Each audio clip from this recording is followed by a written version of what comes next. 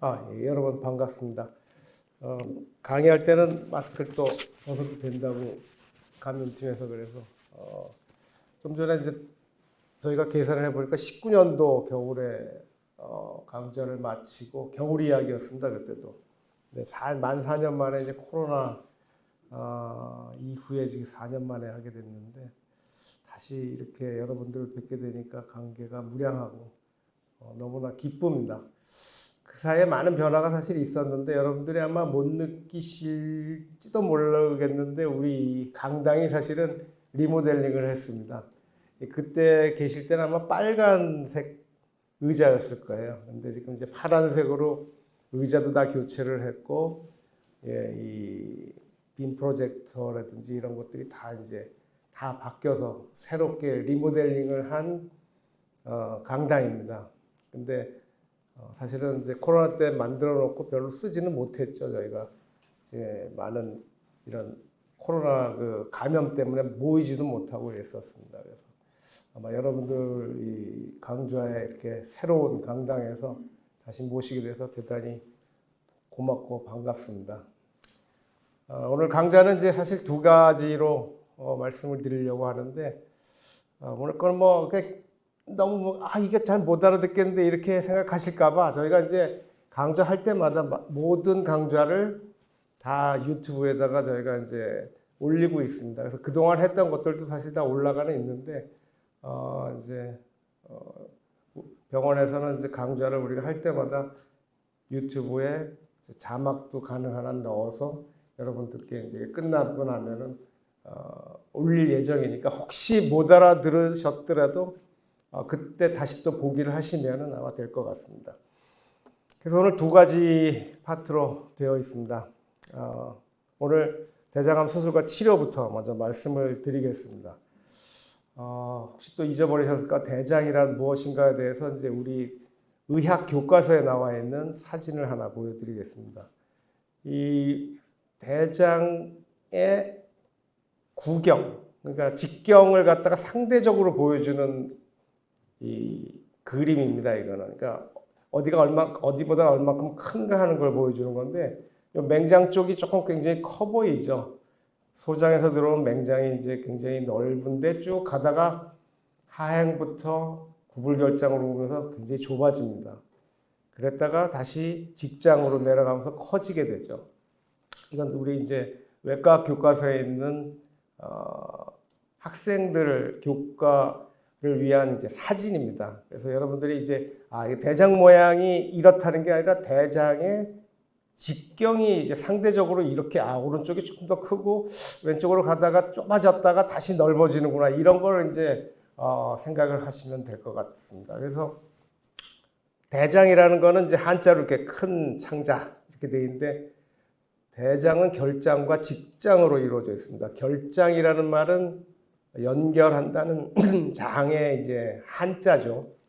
그러니까 연결, 소장과 직장을 연결한다 그래서 일본말로 그때 결장이라는 말을 썼고 결장에서 이제 항문까지 연결되는 곧바로 내려가는 장을 갖다 직장이라 그래서 이제 고들직자를 써서 직장. 그래서 대장이라는 거는 결장과 직장을 합친 말이다. 이제 이거를 말씀드리고요.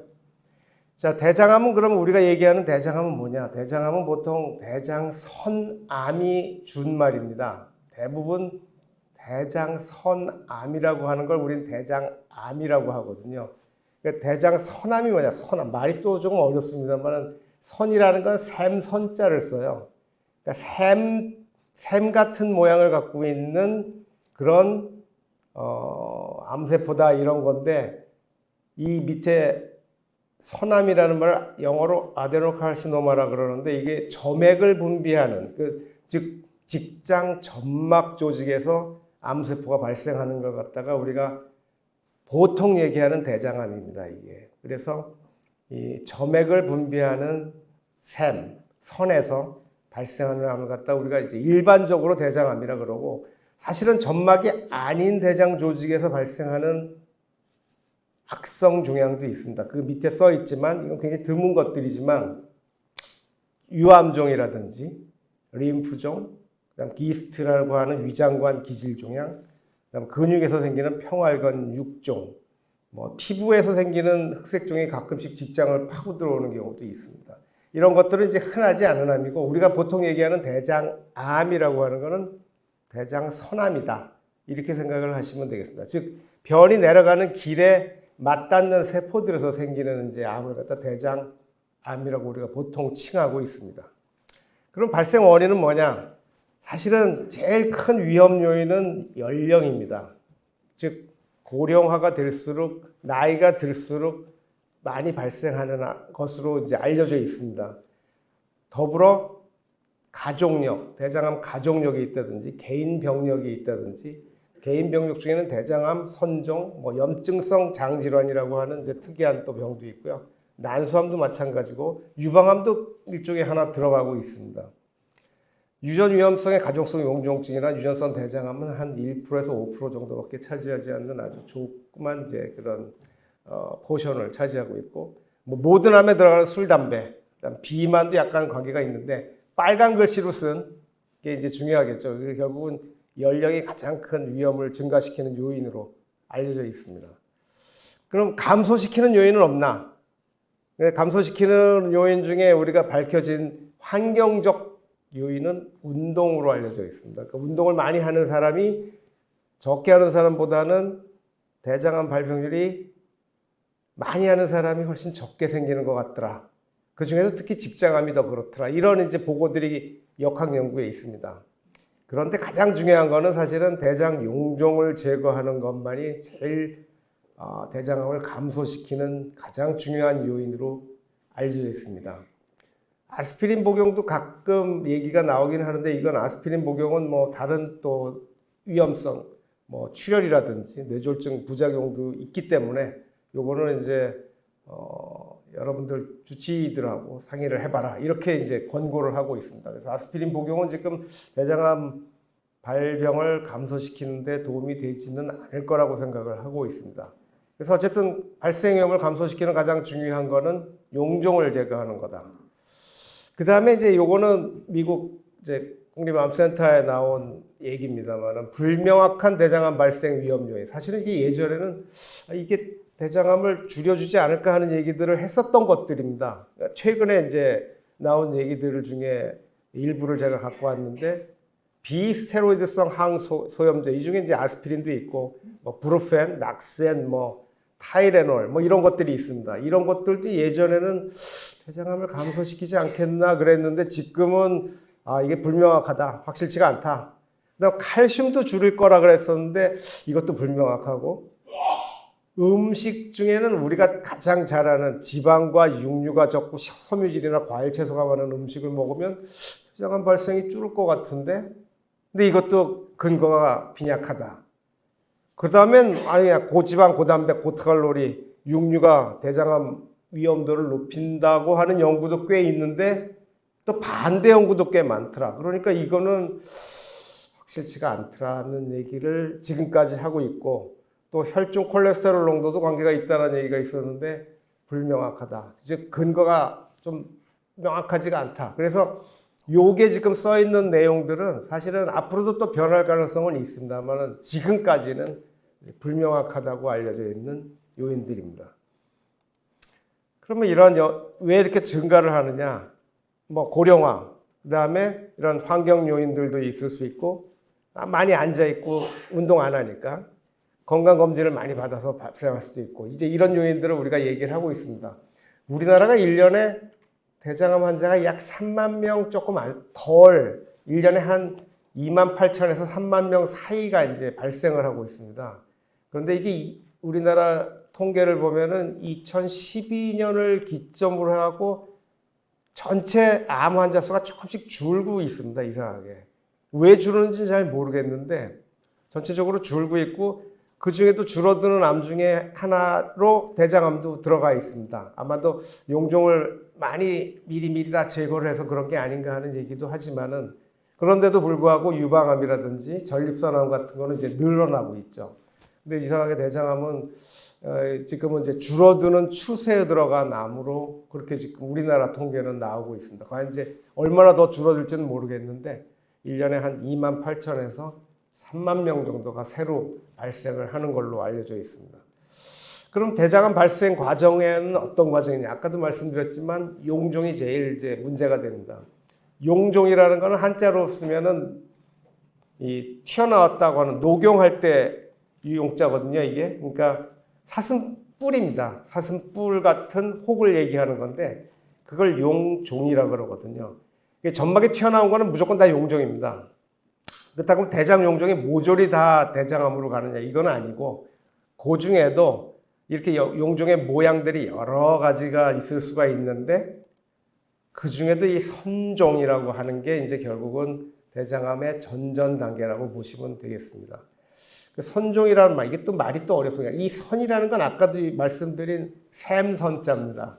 그러니까 샘 같은 모양을 현미경으로 보면 갖고 있기 때문에 그러니까 그런 걸 점액도 분비하고 이런 샘에 관계된 것들이 다 문제가 된다고 이제 알려져 있고요. 이 대부분 대장암, 대장선암이죠. 대장암은 이러한 선종에서 거의 다 생긴다고 알려져 있습니다. 이게 대장암의 한 90% 정도. 근데 그게 아니고 이러한 용종 단계, 선종 단계를 거치지 않고 막바로 발생하는 경우도 가끔씩 있습니다. 이런 걸 갖다가 이제 영어로 우리 학생들한테 가르칠 때 드노버 캔서라고 그러는데 그냥 선종 단계 없이 생기는 경우가 많게는 한 10%까지 보고가 되고 있습니다. 그래서 대장 내시경을 잘 봐야 되는데 잘 봐야 이게 찾아지거든요. 용종은 뿔룩 튀어나왔으니까 그나마도 보일 수 있는데 이렇게 평평한 데서 생기는 건 사실 찾기가 굉장히 어렵습니다. 그래서 여러분들이 굉장히 검사 받을 때 힘들어 하셨겠지만 저도 뭐 매년 대장 내시경 검사를 받습니다만 그래서 저는 뭐 물약도 먹어보고 알약도 먹어보고 이것저것 다 테스트를 해봅니다. 저도.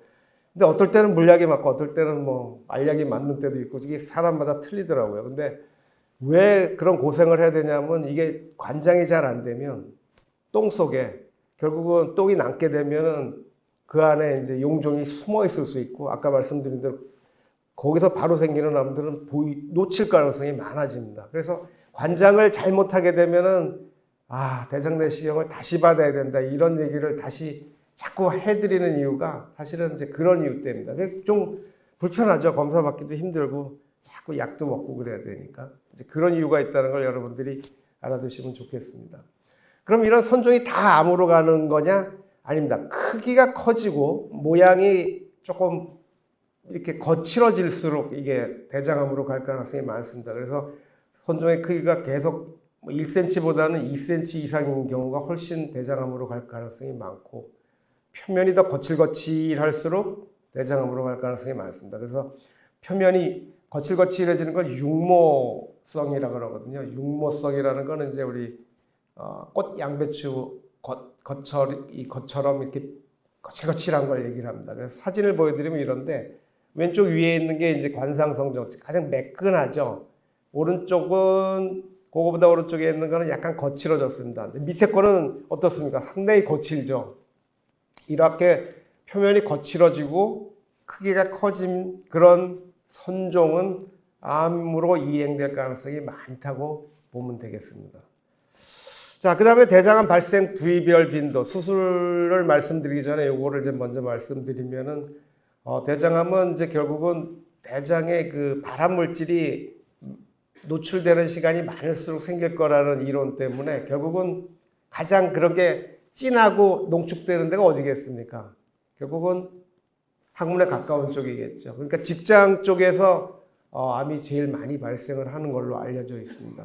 여기는 이제 그냥 우리가 대충 이렇게 쉽게 여러분들이 보시기 위해서 써놨지만 직장이 한 많게는 50%까지 적게는 뭐 어떤 보고에는 30%까지 보고를 하지만 대부분이 직장에서 생긴다. 그 다음에 그거의 반이 구불결장, 그러니까 구불결장 조금 더 이제 항문에서 조금 떨어졌죠. 그 나머지 그거의 또 반이 오른쪽 장에서 생긴다. 이렇게 알려져 있고 기타는 이제 왼쪽 나머지 부분입니다. 그러니까 이제 반반반 이렇게 생각을 하면 훨씬 이제 쉽게 되겠죠. 자, 그러면 우리가 진단은 어떻게 내리냐? 뭐 여러분들 다 겪으신 일입니다만은 가장 중요한 게 이제 대장 내시경 검사죠. 우리 대장 내시경 검사를 우리 이선희 교수님 하시는 걸 제가 찍었는데 우리 병원에서 이제 대장 내시경 검사를 하는 장면입니다. 그래서 이렇게 내시경을 봤더니 울퉁불퉁한 게 있어요. 조직 검사를 합니다. 그럼 조직 검사를 하면 이제 이렇게 현미경으로 우리가 확인을 해보면 왼쪽 위에 있는 건 정상적인 대장. 이게 샘입니다. 샘. 하나가 다 샘이거든요. 오른쪽이 이제 대장암입니다. 훨씬 세포가 무시무시하게 커지고 진해지고 그렇습니다.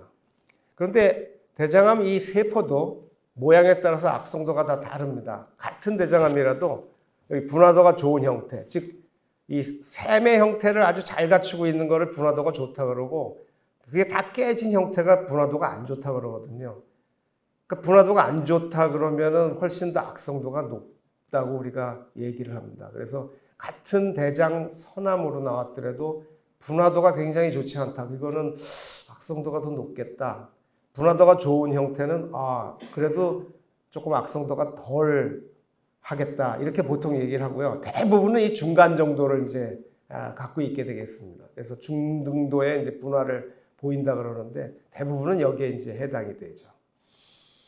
그 외에 아주 좀 특이한 걸로 점액성 암이라든지 뭐 위암에서 많이 생기는 인환세포암 같은 것들도 있습니다. 근데 이런 암들은 이제 예후가 조금 더 좋지 않다고 또 알려져 있습니다. 근데 흔하지는 않죠. 그럼 대장암 확진은 어떻게 하느냐? 이렇게 내시경으로 조직 검사를 해서 현미경을 들여다봐 가지고 세포를 보고 이게 암이다 이렇게 하면 확진이 되는데 이렇게 확진을 하고 나면은 꼭 그런 말씀을 하세요. 대장암제 진단받고 왔으니까 저 몇 기인가요? 그렇게 물어보시는데 사실은 몇 기인지 알 수는 없죠. 그때는 확진만 된 거지 대장암이 다른 검사도 없이 몇 기인지 알 수 있는 방법은 없습니다. 그래서 다른 검사들을 하는 거죠. 그 다른 검사는 바로 다른 데 전이가 있는지 여부를 이제 알아보는 거죠.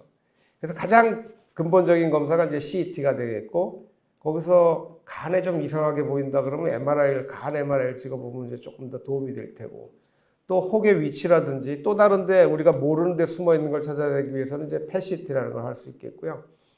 직장의 경우는 이제 직장 모양을 잘 보기 위해서 직장 MRI라는 걸 찍을 수도 있습니다.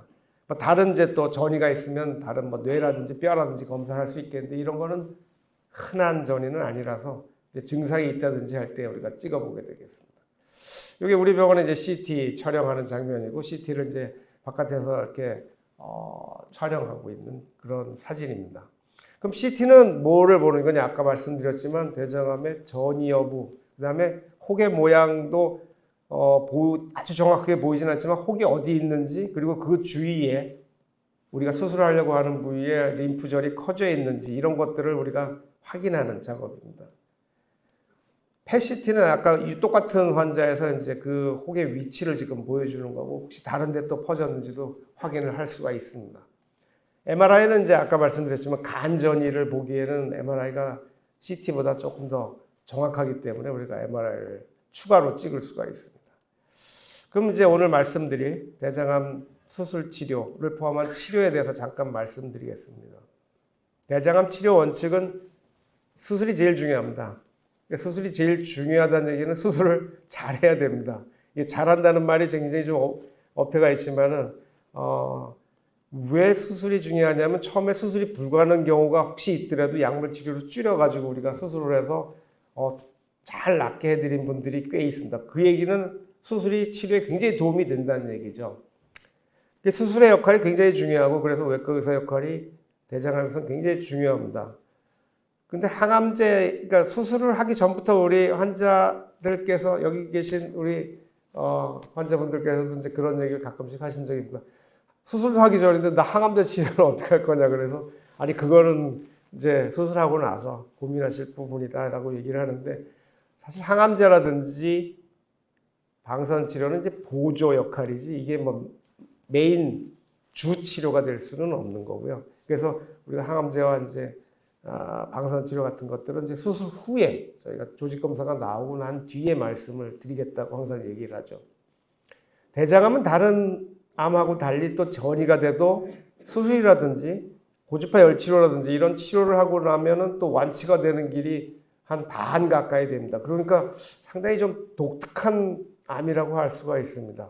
그래서 어쨌든 대장암에서는 수술이 굉장히 중요하다는 것을 항상 강조하고요. 그래서 이제 대장암 치료에 있어서는 이제 외과 의사 역할이 너무나 중요하다는 말씀을 이제 드리고 싶습니다. 그럼 대장암 수술은 어떻게 해야 되느냐? 대장암하고 대장암을 포함해서 그 주위에 있는 림프절들을 충분히 제거해야만 치료 목적도 달성할 수 있고 또 하나는 정확한 병기를 예측을 할 수가 있습니다. 그래서 대장암 수술의 원칙은 지금 이렇습니다만 림프절에 관해서는 이제 조금 복잡한 문제이기 때문에 제가 코로나 이전에 아마 1시간을 림프절 전에 관해서 말씀을 드린 적이 있습니다만 어쨌든 지금으로서는 이제 표준 치료가 이렇게 되어 있습니다. 다시 이제 대장 모양을 보여드리고요. 이 모양은 이제 림프절이 어떻게 퍼져 있는가를 보여드리기 위해서 다시 보여드리는 사진입니다. 물론 대장이 이렇게 생긴 사람은 없습니다만은 여기 림프절은 까만 점으로 보이는 게 다 림프절입니다. 그러니까 혈관을 따라서 이렇게 쭉 분포가 되어 있거든요. 그래서 림프절도 혈관처럼 이렇게 네트워크가 되어 있습니다. 그래서 그 네트워크가 결국 목 근처로 가가지고 이제 심장 근처로 가서 정맥이랑 합쳐지게 되어 있는데 이런 림프절들을 이제 수술할 때 같이 띄워줘야 된다는 거죠. 그래서 이게 국립암정보센터에 있는 이제 사진을 좀 저희가 빌려왔는데 그 호기 맹장 근처, 상행경장 이런 쪽에 있으면 이제 왼쪽 그림처럼 수술을 하게 되고 거기다 점을 제가 찍어놨습니다. 림프절들도 같이 띄워내야 된다는 걸 이제 보여드리는 거고요. 좌측에 있을 때는 이제 여러분들 보시기에 오른쪽 사진처럼 저런 범위 내에서 대장암을 포함해서 충분히 띄워주면은 치료 목적과 병기 확인이 되겠다. 이런 얘기가 되겠고, 요거는 이제 우리 또 다른 외국에 있는 교과서에서 제가 따온 사진인데 이제 대장암이 저런 위치에 있을 때는 저렇게 수술을 할 수 있겠다라는 걸 이제 보여주고 있습니다. 이건 어디까지나 이제 그림입니다. 왜 그림이란 말을 이제 말씀을 드리냐면 사람 몸이 이렇게 생긴 사람이 거의 없기 때문에 그렇습니다. 그리고 요거는 이제 D1, D2, D3라 그래갖고 일본 사람들이 이제 이 대장암의 림프절을 갖다가 1단계에 있는 림프절, 2단계에 있는 림프절, 3단계에 있는 림프절, 그러니까 혹에서부터 점점 멀어지는 거를 1, 2, 3으로 분류를 해놨습니다. 그래서 보통은 2단계까지는 띄워줘야 좋지 않을까라는 걸 이제 표현하기 위해서 이런 그림을 보여주고 이걸 이제 체계로 만든 게 일본 사람들입니다. 그래서 일본 분류 체계라 그러는데 어쨌든 이런 림프절 분류 체계가 있습니다. 그래서 뭐 번호를 상당히 많이 달았습니다. 일본 분들이 이렇게 번호 달고 체계 나누고 이런 걸 굉장히 좋아하거든요. 그리고 그런 걸 잘하다 보니까 이제 이렇게 나눠놨는데 상당히 이제 도움이 됩니다. 근데 문제는 이겁니다. 지금까지 보여드리는 사진이나 그림은 다 교과서에 있는 사진인데 사실은 사람 모양이 이렇지 않거든요. 사람의 대장의 모양과 길이는 전에도 말씀드렸지만 우리 지문과 같이 다 다릅니다. 한 사람도 같은 사람이 없습니다. 심지어 부모 자식 간에도 절대로 같을 수가 없습니다. 그래서 이게 이제 조금 복잡한 문제가 되는 거죠. 이것도 이제 우리 해부학 학생들이 많이 쓴 네터라고 하는 이제 해부학 교과서에 나온 사진입니다만은 이 구불결장만 봐도 이렇게 뱀처럼 내려가는 사람이 있는가 하면 아주 곧장 이렇게 떨어지는 사람도 있고 오른쪽으로 약간 처졌다가 아니면 그냥 공중으로 많이 처지는 이런 경우들이 다 있습니다. 수술하다 보면. 근데 외국 서양 사람들은 이제 이 두 번째에 있는 이런 그림처럼 그냥 짧게 올라가는 사람들이 서양 사람들은 많고요. 우리나라는 아무래도 서양 사람하고 달리 동양인들은 이렇게 꾸불꾸불꾸불한 그러니까 구불결장이 굉장히 긴 사람들이 많습니다. 사람 모양이 이게 다 다르거든요.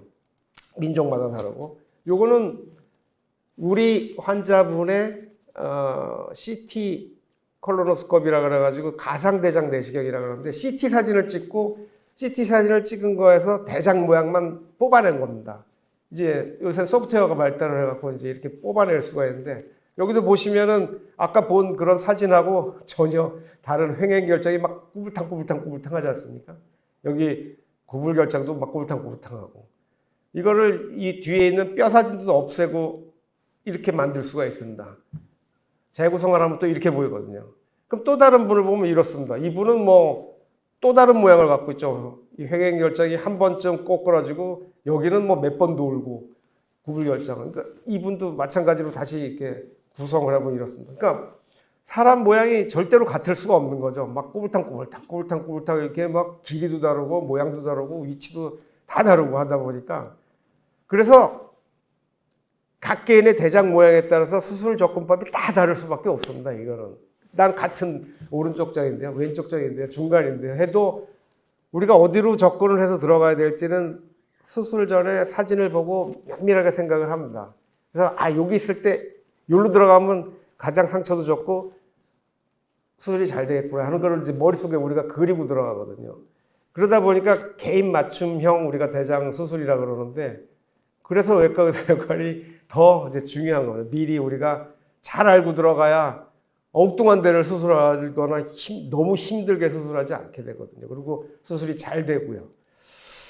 그래서 대장암 치료 방법에는 이제 여러 가지 방법인데 수술 방법 중에는 뭐 잘 아시다시피 옛날부터 하던 개복 수술, 그다음 복강경 수술, 로봇 수술 이렇게 이제 여러 가지가 있는데 이제 보조라는 말을 쓴 거는 100% 하나만 갖고 할 수 없다는 얘기입니다. 그래서 복강경을 좀 도움을 받아서 하는 수술이라 그래서 복강경 보조 수술, 로봇의 도움을 받아서 하는 수술이다 그래서 로봇 보조 수술 이렇게 이제 우리가 엄밀하게는 얘기를 합니다.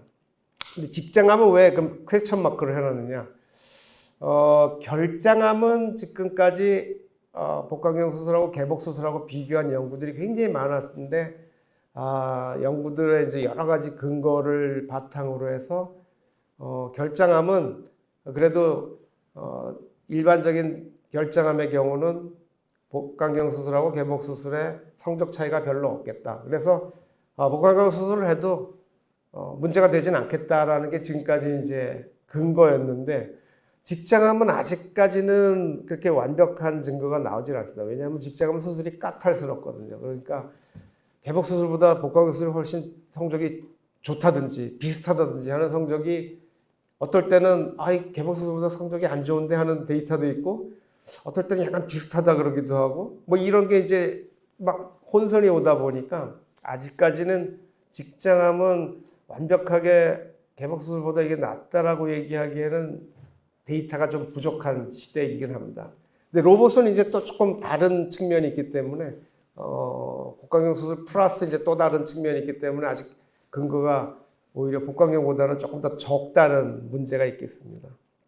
그 다음에 이제 수술 대신 우리가 고주파 열 치료를 하는 게 있는데 이게 여러분들이 가끔씩 헷갈리는 게 고주파 온열 치료라고 하는 거하고 이거랑 헷갈리시길 해요.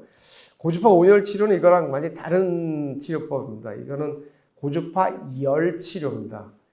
온열이라는 말은 그냥 말로만 들어도 따뜻한 정도의 치료고 열 치료는 태우는 겁니다. 이거는 완전히 그냥 태워서 없애버리는 거거든요. 우리가 얘기하는 고주파 열 치료는 태워버리는 치료를 얘기를 합니다. 그래서 간 수술을 하다가 이게 오른쪽 수술했는데 왼쪽에도 있는데 이걸 많이 떼어버리면 간이 남을 게 없을 것 같아요. 그러면은 고주파 열 치료를 추가해서 같이 해주면은 간을 안 띄고도 간 전이를 우리가 치료를 할 수가 있습니다. 그럴 때 이제 우리가 쓰는 것들이죠. 간전이라든지 요즘은 폐전에도 가끔씩 고주파 열 치료를 시행을 하고 있습니다. 그 다음에 이제 직장암 치료에서 말씀을 드리겠지만 방사선 치료, 중부나 하부 직장암에서 사용할 수 있고 또 전이암에서는 방사선 치료 중에도 특수한 치료들이 있습니다. SBRT라 그래갖고 스테레오탁틱 바디 레디오 세라피라 그러는 거의 약자인데 정위성 방사선 치료라 그럽니다. 이거는 이제 대표적인 게 사이버 나이프라든지 양성자 치료 같은 것들이 있습니다. 그래서 그런 것들을 우리가 사용할 수가 있겠고요. 그 다음에 이제 약물 치료들이 있겠습니다. 자, 수술 방법. 여기 이제 과거로부터 해오던 게 이제 개복 수술인데, 복강경 수술의 하나의 그 기여라 그럴까? 예전에 저희가 전공의 시절에는 막 빅서전은 빅인시전이라고 그래갖고 상처를 아주 크게 내고 수술하는 게 가장 위대한 서전이다라고 저희 선생님들한테 배웠는데, 그때는 상처를 조금 요구하면은 막 야단 맞았어요. 넌 이거 갖고 수술을 하라고 그러냐고 이제 그럴 정 시절이었었는데 복강경 수술이 나오면서 상처가 이제 작아지기 시작을 했습니다. 근데 상처가 작아진 거를 보니까 고성도 상처 같고, 그러니까 예를 들어 우리가 쓸개 수술 같은 거는 구멍만 한 3개 내고도 쓸개는 글로 빠져나오니까 이게 한 1cm 갖고 되거든요. 근데 복강경 대장 수술은 대장을 끄집어내야 되다 보니까 끄집어내려면 최소한 한 6, 7cm는 어디론가 상처가 나야 됩니다. 그렇지 않으면 끄집어낼 수가 없기 때문에.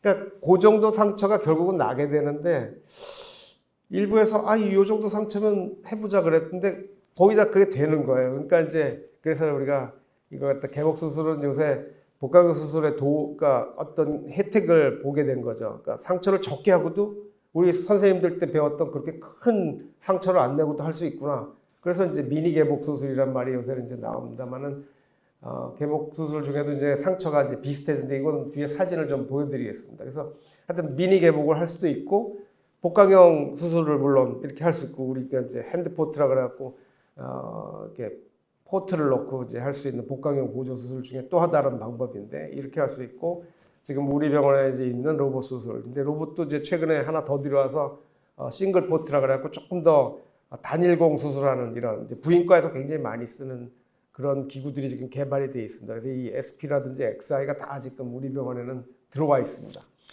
그러면 이제 대장암 아까 말씀드린 대로 상처가 어떤가를 한번 보여드릴게요. 제가 두 분의 사진을 보여드리는데 어느 게 복강경 수술이고 어느 게 개복 수술인지 한번 맞춰보십시오. 자, 이 환자하고요. 이 환자 이제 똑같이 우측 대장 수술을 받은 분들입니다. 오른쪽 대장. 우반 결장 절제 수술. 요 분하고 자, 요 분하고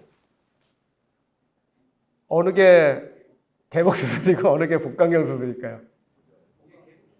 요게 개복 수술 같죠? 예. 그럼 제가 답을 보여드릴게요. 첫 번째 게 개복 수술이고요. 두 번째 수술이 복강경 수술입니다.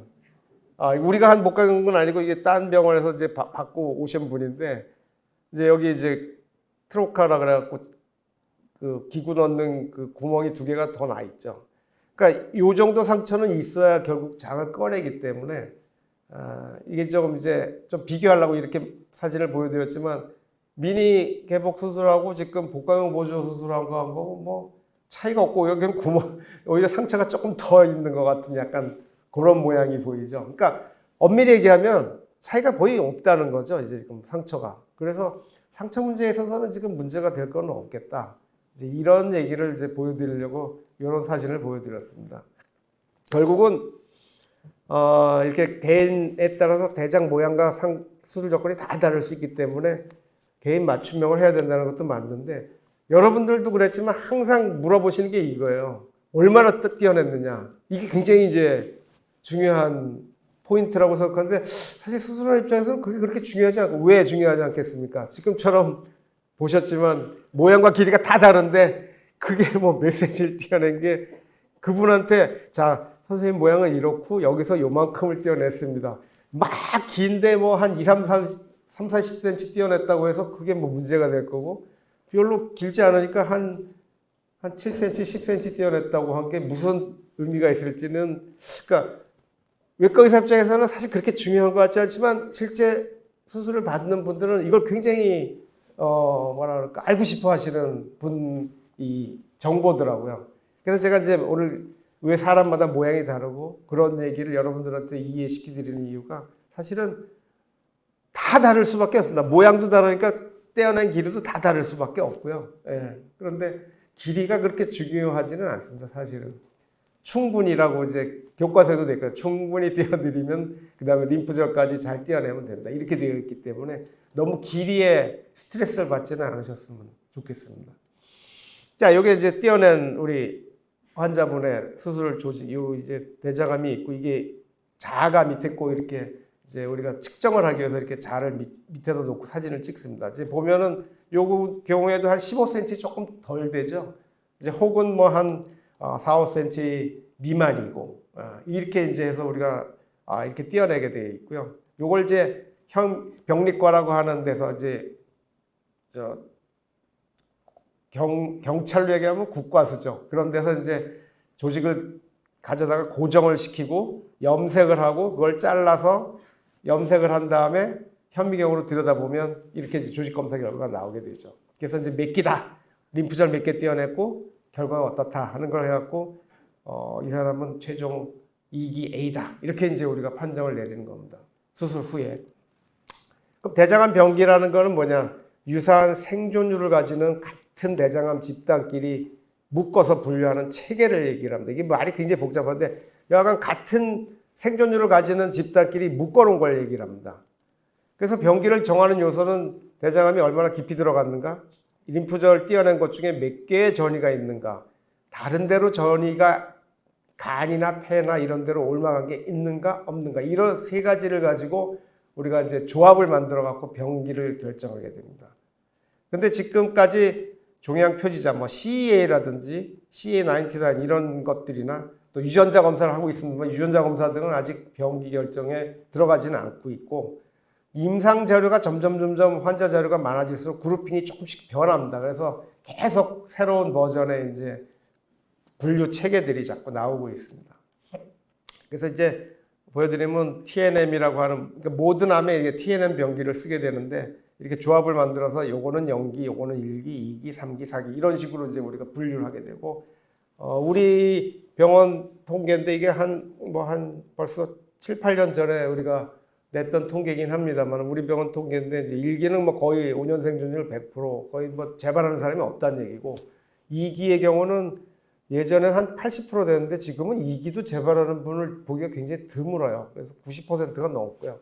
3기의 경우도 예전에는 60, 70% 뭐 많아야 뭐 책에는 40, 50%까지 얘기를 했는데 저희가 해보니까 3기도 한 80%, 아마도 그동안에 이제 보조 항암 치료제가 또 발달하고 이런 것들이 영향을 준 걸로 생각을 하고 있습니다.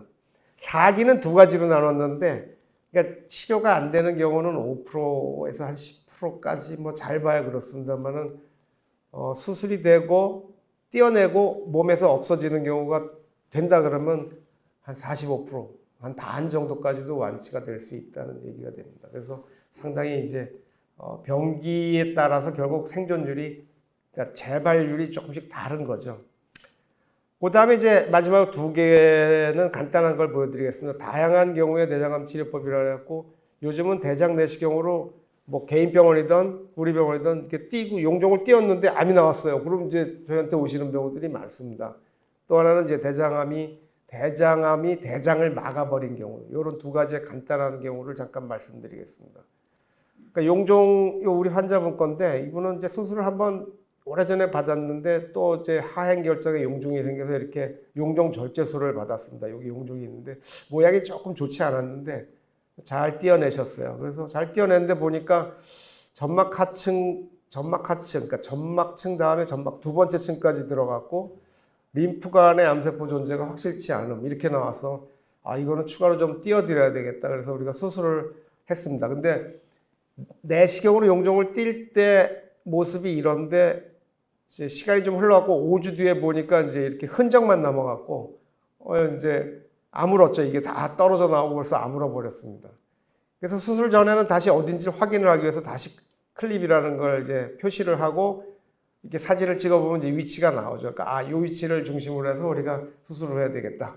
그래서 이제 수술을 했는데 이분은 다행히 림프절 남은 종양도 없었고 림프절에 전이도 없었습니다. 그래서 최종 병기는 결국 1기로 나와서 행복하게 끝난 경우고요. 어떤 때 그러면 추가로 절제를 해야 되느냐? 암의 분화도 아까 처음에 얘기했지만 암세포도 모양이 나쁜 게 있지 않습니까? 그런 게 있다든지 암이 두 번째 층을 넘어가서 깊이 들어갔다든지 점막 근층이라고 제일 거죽에서 한 1mm 이상 들어갔다든지, 그다음 절단면에 암세포가 떼어냈는데 그 떼어낸 면에 암세포가 걸려 있다든지 그게 명확하지 않다든지, 또 림프관이나 혈관 같이 그 가는 길들의 암세포가 지나가는 게 보인다든지 이러면은 추가 절제를 해주는 걸 권하고 있습니다. 이런 경우 10분 수술하면 1분 정도는 암세포가 남아 있어요. 그래서 그 확률로 인해서 우리가 수술을 하게 됩니다. 마지막으로 대장암으로 인해서 장이 막힌 경우에는 이제 예전에는 우리 학생 때만 해도 3번 수술을 했습니다. 장루를 꺼내고 감압을 시킨 뒤에 대장암을 떼어내고 두 번째, 세 번째는 다시 이걸 이어드리는 수술을 했습니다. 그러니까 얼마나 괴롭겠습니까? 수술하는 받는 분도 괴롭고 수술하는 사람도 괴롭고 세 번을 수술을 해야 되는데 요즘은 이제 이렇게 막힌 경우에는 이렇게 자가 팽창 스텐트라고 하는 걸 미리 넣어가지고 넓혀주면 좁아진 데가 넓어지면서 관장도 되고 관장이 되면서 이렇게 감압이 되면은 이렇게 띄어내 바로 그냥 우리 일반 응급 수술이 아니라 그냥 일반 수술하듯이 이렇게 똑같이 할 수가 있습니다. 이제 스텐트 때문에 여기가 굉장히 이제 좀 이렇게 너덜너덜해졌지만 어쨌든 한 번에 수술을 할 수 있다는 장점이 있어서 요즘은 이제 이렇게 하고 있습니다. 마지막으로 대장암 예방법은 결국 대장 내시경으로 대장암 전 단계인 용종을 제거하는 것만이 가장 좋은 예방법이고 40대 이상에서는 그래서 주기적으로 꼭 대장 내시경 받아보시고 굉장히 쉽지는 않아요. 균형 잡힌 식생활 이거 굉장히 쉽지 않습니다. 그 다음에 운동은 예방 효과가 있다. 그리고 본인의 배변 습관에 대해서 관심을 좀 가져라.